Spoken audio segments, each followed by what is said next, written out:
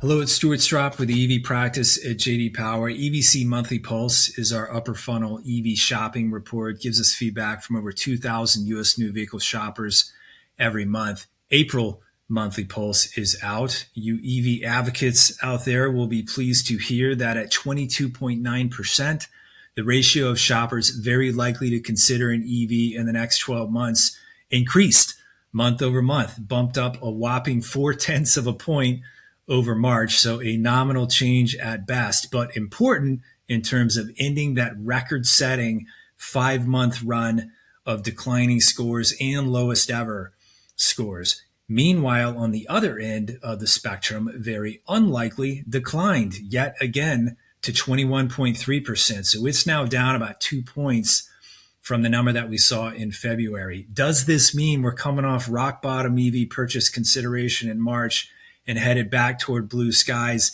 here forward? Probably a bit too early to say that, but we'll see. The May data will give us a good first look indication of that. So needless to say, stay tuned. Back to the April data, looking at model top choice among EV shoppers, Ford F-150 Lightning holds on to that number one position in the mass market, but by only a couple tenths of a point. So Lightning's grip on that top spot might be getting a bit more tenuous at this point. In premium, in the meantime, Tesla reigns on, takes all four of the top spots. When we look at EV rejectors, they continue to tell us at 51%, lack of charging station availability is their number one reason for not considering EVs. So that makes 7 consecutive months that lack of charging station availability has been the top cited reason. It's going to be really interesting to see if and when opening up the Tesla supercharger network to other brands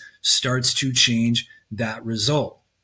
In the meantime, purchase price recovered 5 points to come in at 47% in April. So returns to that customary second place position, continues to highlight how upfront transaction prices live on as another key reason why people are resistant to EVs. To that end, it will also be interesting to see what effect this recent wave of OEM offers and pricing actions on EVs has on upper funnel shopper perspectives moving ahead. So again, already looking forward to May's results to see if EV purchase consideration continues moving back up the chart. But before we get there, we're releasing the 24 EVC annual deep dive report in mid-May. So you EVC subscribers out there already know this is that in-depth analysis we typically publish right about this time each year. It gives us a broader view of the EV market in terms of that year-over-year look versus the month-over-month look that we're already getting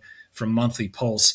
That deep dive report is also really rich in terms of analyzing some important nuances of the market, like how different needs are between EV considerers and EV rejectors. We also look at purchase versus lease dynamics. We look at deep dives on some of those top rejection reasons.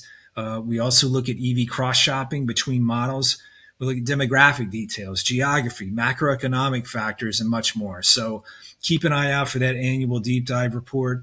Again, in mid-May, very excited to share those findings with you. Until then, thank you as always, and we will see you next month.